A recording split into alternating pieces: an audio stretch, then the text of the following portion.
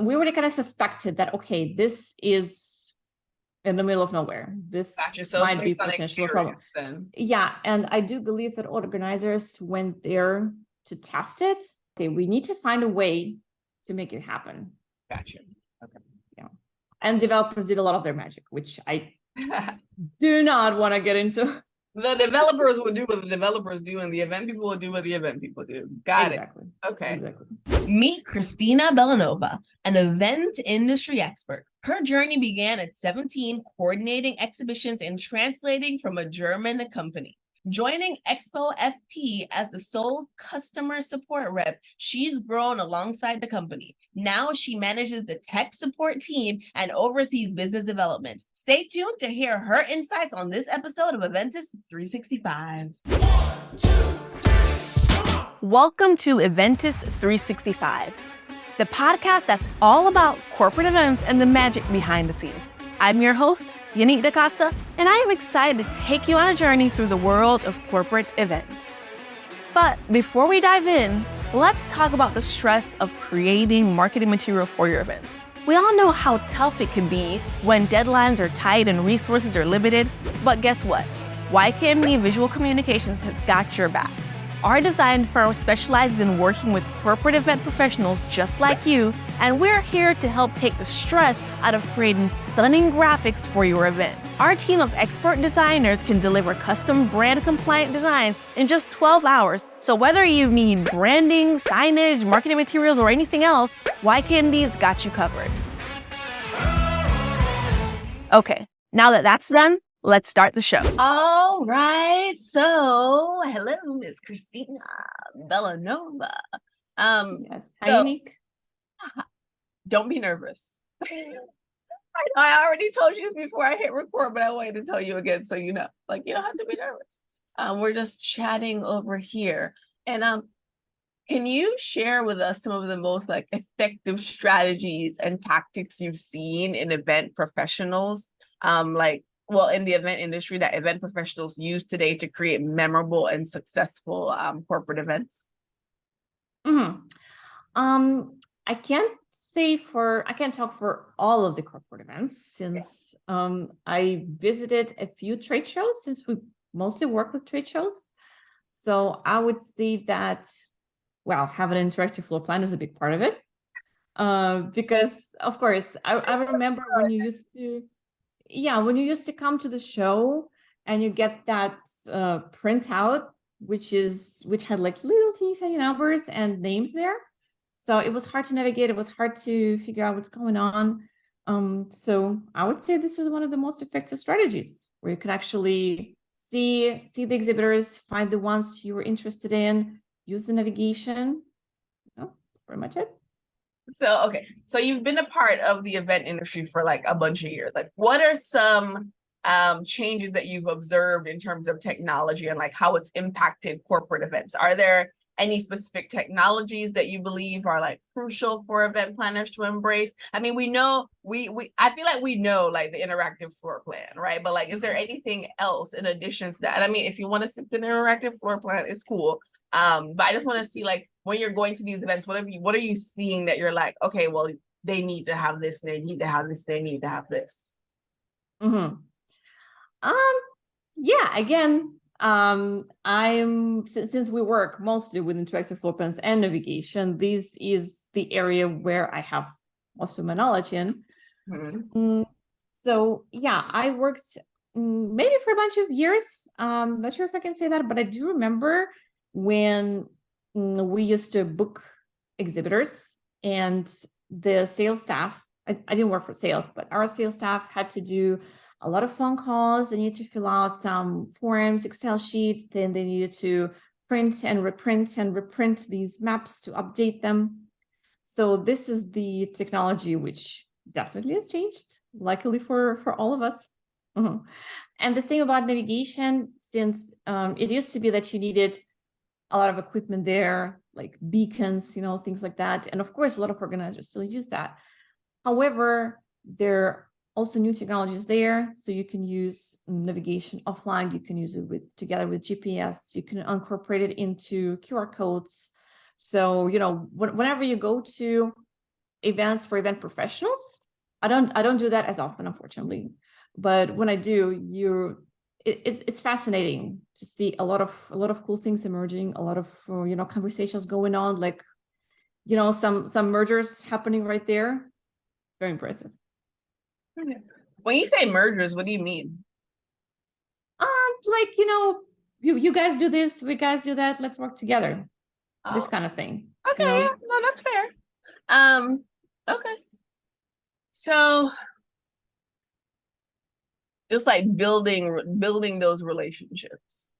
I feel like if we were to lead on the interactive floor plan, I feel like it positions itself in this way to kind of provide a certain level of accessibility for different kinds of people with different kinds of physical or emotional or mental limitations, but like that may not like necessarily like always present itself as obvious for people. In today's like increasingly diverse and inclusive world, how would you, or how important is it for event professionals to prioritize diversity, equity, and inclusion in their like planning and execution? Can you provide some examples or some best practices for incorporating DEI principles into corporate events? Yeah, I do believe that diversity in general for our industry is very important, since we provide services for organizers from all over the world. So like most of our staff, for example, they've worked or studied in multicultural environments, and it does help us make better decisions. One of the examples, we've incorporated Hebrew language in our system. So we've reached out to one of the colleagues who had worked with people from Israel before to make sure that we do this right. So it may not seem like such a big deal, but of course, to understand better, diversity is very important. For example, we do have some colleagues working from Ukraine that they have worked and lived in Ukraine their whole lives. So of course, we do our best to adjust to last minute changes in the schedule, so to say. So if they are unable to work in certain days, then we do our best to adjust to that. I've never had to think about what it's like to work with someone in like that specific part of the world. So I work with a lot of people like across the globe, right? And some in like, we're talking about like team members like in developing countries, and then some in like first world countries. And most of the clients though are in a first world country. And so I've never really thought about like having like how that social economic environment impacts like productivity from like a team perspective. That's an interesting to bring up. Thanks for pointing that out. They've become super popular. I saw a post that your CEO Ross posted on LinkedIn, and like where he's like playing with like the actual like layout at like a booth, and I was like, oh my gosh, that's actually really cool. But they've become like a super popular trend in the event industry. How can event professionals utilize interactive floor plans to navigate or make navigation easier for attendees? Are there like any specific tools that like the platform that they're using should have, or like that you recommend they find platforms that do this? Yeah, I would say that wayfinding is a tool within our platform in itself. Like it's a specific tool which allows you to create these routes, and then depending on where you are, it also calculates automatically the fastest route. Also, something to keep in mind is a tool which allows you to mark certain routes as accessible. That's nice. Like I never even like, again, I didn't even think about it, but like that's a big part of like the diversity component of events, right? Like allowing people to kind of understand like what's the best way for them to experience the event. That's actually really cool. For sure, especially if we're talking for a multi-level venue. So the fastest route can be like through stairs, for example. However, that may not be accessible, right? Yeah, the best one would be through the elevator. Yeah, what else? We also work with certain partners who allow you to see where you are by default. So you don't have to choose where you are. And it's particularly relevant if it's, again, a large show, or if it's an outdoor event, if it's something like that, and you just, you're in the middle of the forest, Yeah. Yeah, Imagine like, going to Coachella and getting like a map to like find a food vendor. That would be life changing. for sure. We've had some organizers asking us to make like coffee points clickable and searchable, because this is an essential. Of course, you arrive at the venue, the first thing you want to look is not the stage. You want to look for a coffee shop. Especially within like the business event arena, for sure. Yeah. Absolutely. Or just over the last weekend, actually, we did a plan for a huge music festival, which was in the middle of nowhere. And obviously, internet connection was a little bit of a problem there. So we created the integration with GPS to work as offline, so that if people arrive with their tents, with their, with all of their stuff, so they can still find where they are, how to get from the bus stop, or the Uber drop out to find their camp. That kind of like makes me want to focus more on like just like the attendee engagement portion of an event.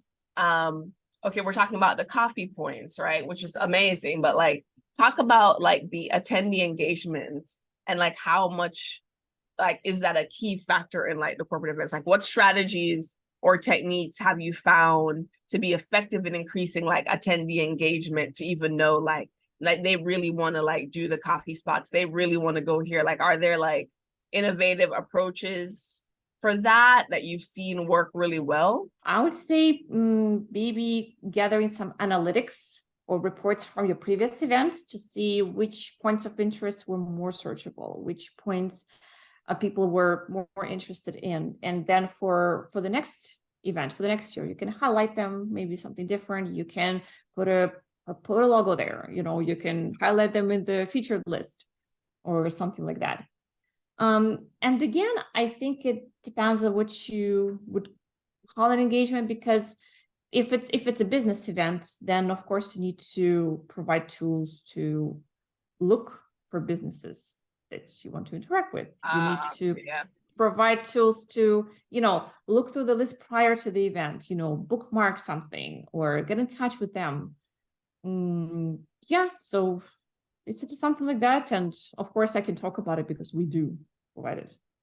Can you like share a particularly challenging event scenario where you've encountered just something completely left field, and like how you kind of overcame it?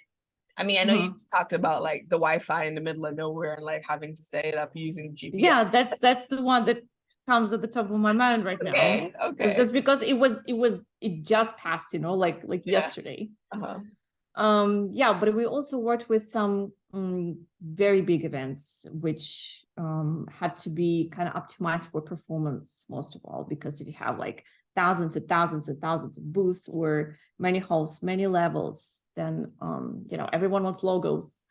So we do try to keep performance to be loaded on any device under 2 seconds. So this is like a key factor. Jet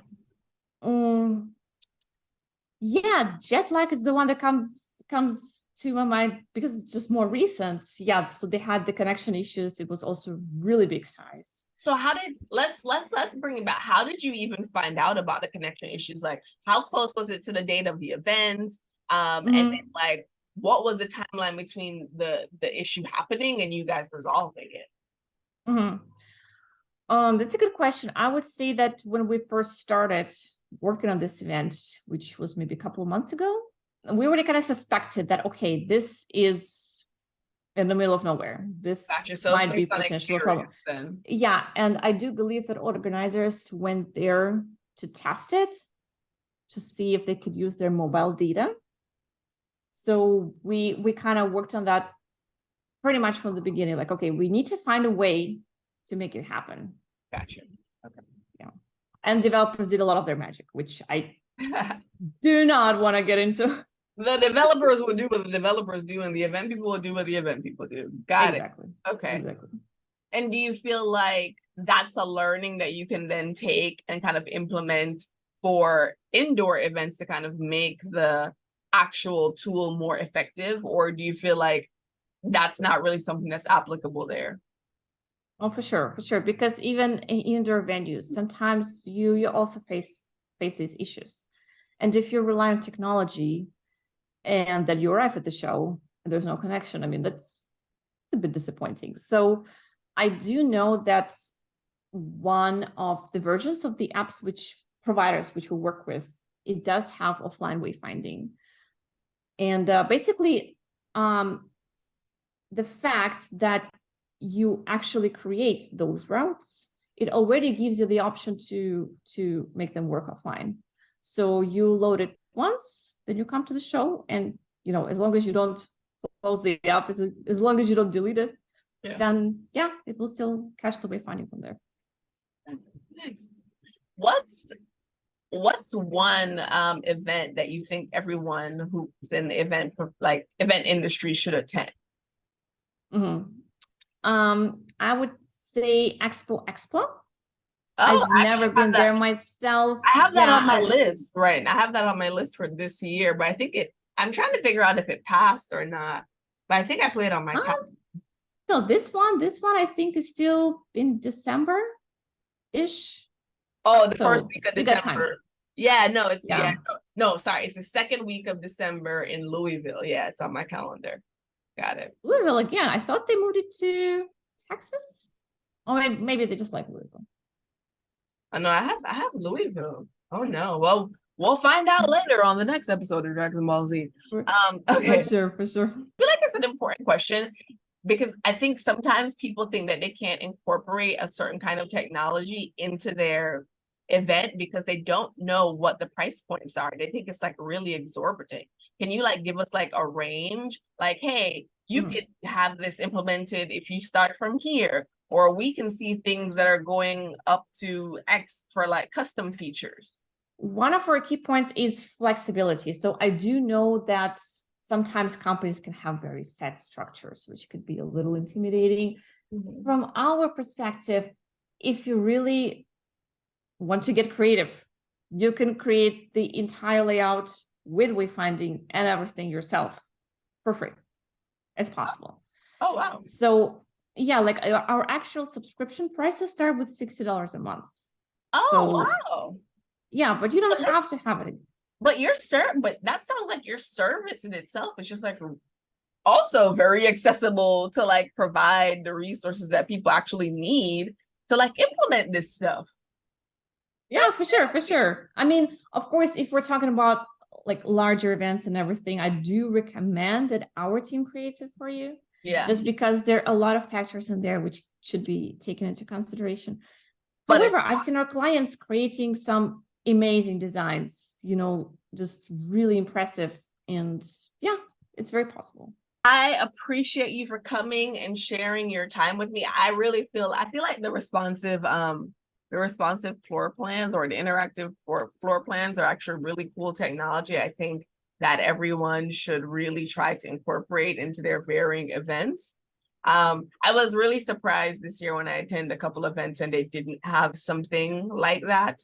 And even they were using the maps and it was missing the "you are here" and you were like, I don't even know where the heck I am. So exactly. Yeah. So yeah, hopefully people listen to this and go, oh gosh, we should call Kristina and figure out how to get that over here with us. Again, thank you so much for your time and thanks for hanging out with me. Thanks for having me. Yeah, my pleasure. And that's a wrap for this episode of Eventus 365. We hope you enjoyed listening and learning something new today. If you enjoyed the show, please leave us a review on your favorite podcast platform to help event professionals discover us. Don't forget to subscribe so you never miss an episode, and sign up for our newsletter for behind-the-scenes content and updates on upcoming events. If you have any suggestions for future topics or guests, or just want to say hello, you can reach us at info@eventus365.com. We love hearing from our listeners. Thanks again for tuning in, and we'll see you next time on Eventus 365.